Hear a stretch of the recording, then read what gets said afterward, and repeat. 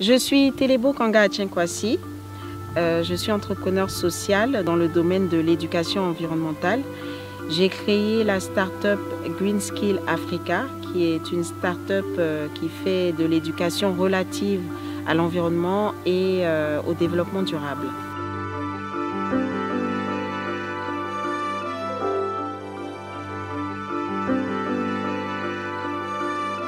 Alors, Éveil en forêt, c'est un programme d'éducation environnementale et de développement durable destiné aux écoliers et aux collégiens de Côte d'Ivoire.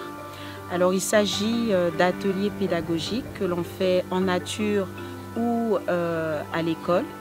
Et il s'agit en fait de faire participer les enfants, de leur faire exécuter des éco-gestes afin qu'ils les assimilent et ensuite qu'ils puissent aller les reproduire dans leur milieu familial, à la maison, dans leur village, etc. Donc c'est pour leur apprendre les bases fondamentales de l'environnement.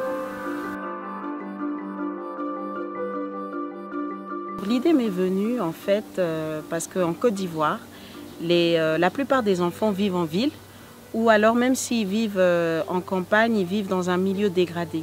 Donc ils ne connaissent plus rien de la forêt qui abritait autrefois leurs parents, qui nourrissait leurs parents. Donc en fait, ce qu'on veut, c'est de reconnecter les enfants à la forêt. Et surtout que la forêt ivoirienne est en train de disparaître carrément. On veut en fait briser cette chaîne de destruction pour en faire des adultes éco-responsables afin qu'ils puissent développer leur pays dans un environnement vert. Voilà. 2020 a été notre année parce que c'est véritablement en 2020 que nos activités ont démarré. Et donc en 2020, on a mis sur pied les ateliers en forêt. Donc nous sommes partis avec plusieurs groupes d'enfants faire des ateliers en pleine forêt. Donc ce qui a permis à la plupart des enfants de découvrir la forêt.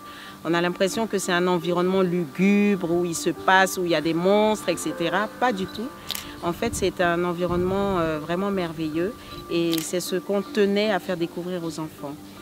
Et pendant le confinement également, étant donné que c'était une période assez exogène, les enfants étaient angoissés par les nouvelles qui étaient à la télé, par même le comportement de leurs parents qui étaient aussi angoissés. On a pensé qu'il était intéressant de faire un concours de dessin. Et donc on a fait la première édition du concours national artistique pour l'environnement. Donc il y avait deux objectifs, sensibiliser toujours les enfants à l'environnement, même pendant cette période de Covid. Et aussi ce concours était un moyen de libérer les enfants de leur peur vis-à-vis de cette maladie. Et ça passe par le dessin. Et également, le programme Éveil en forêt a été adopté pour la première fois dans un établissement en Côte d'Ivoire, un centre d'accueil qui est à Port-Boué, qui suit actuellement le programme Éveil en forêt.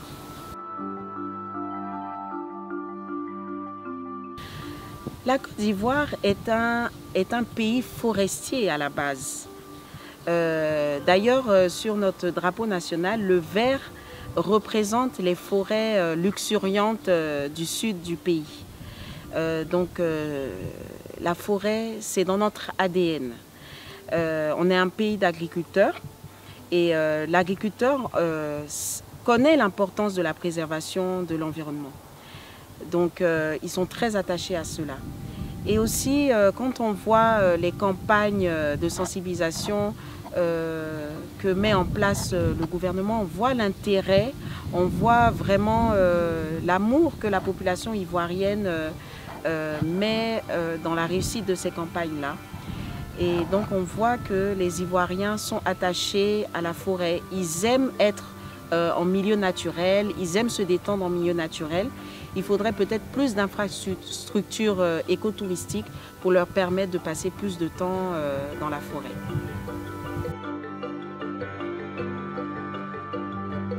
Alors 2020, nous avons commencé principalement dans le district d'Abidjan. En 2021, nous allons vraiment mettre l'accent sur les villes de l'intérieur, les localités qui sont autour des zones forestières et aussi les localités qui connaissent une forte déforestation ou une avancée du désert, comme par exemple la zone de Boaké qui a connu une très forte déforestation et qui a vu le désert, la savane avancer. Donc c'est dans ces zones-là qui sont soit à protéger, soit à reconstituer, que nous allons vraiment mettre l'accent sur les nouvelles générations afin qu'elles puissent d'elles-mêmes après redynamiser l'écosystème, faire revenir la faune et la flore dans ces régions-là. Alors les enfants, en fait, l'amour pour la nature est inné en eux. On le voit tous, hein, les enfants, on voit leur curiosité dès qu'ils voient un petit insecte. Ils sont très intéressés, un animal, ils sont très curieux. Leur terrain de jeu favori, c'est la nature. Vous mettez un enfant dans une forêt, il va sauter dans les pierres, il va essayer de grimper aux arbres. Donc cet amour-là est inné en l'enfant. Il faut juste il faut éveiller cet amour-là et le faire ressortir. Et pour le faire ressortir, c'est tout simple. On a besoin de la contribution des parents. Il faut passer du temps dans le milieu naturel. Il faut faire des activités de distraction en forêt naturelle. Pourquoi ne pas aller faire une randonnée pédestre dans une forêt ou faire une balade en pirogue dans la mangrove ou faire tout simplement une promenade très souvent sur le littoral de la mer. C'est ce contact-là avec la nature régulier qui va éveiller l'amour en l'enfant et en faire un adulte qui est vraiment sensibilisé et qui aime la nature.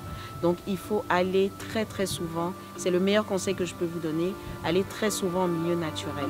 Et le deuxième conseil, si vous n'avez pas la possibilité d'aller souvent en milieu naturel, c'est d'offrir aux enfants, par exemple, des livres ou des magazines adaptés à leur âge qui proposent des sujets sur l'environnement.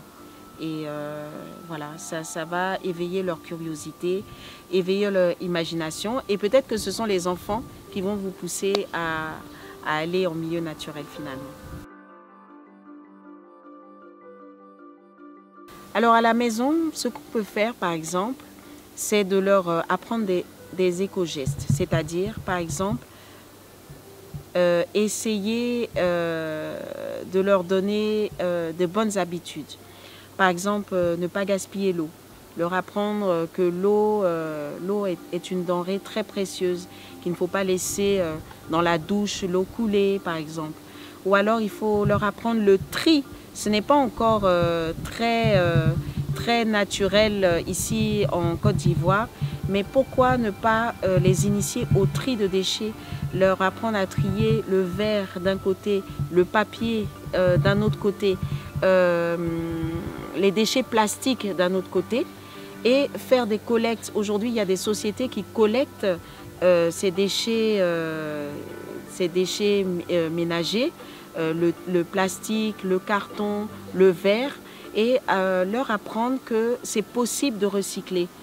Voilà, donc ce sont des éco-gestes comme ça qu'à la maison, tout simple, on peut leur donner des habitudes pour protéger l'environnement, comme ça à la maison.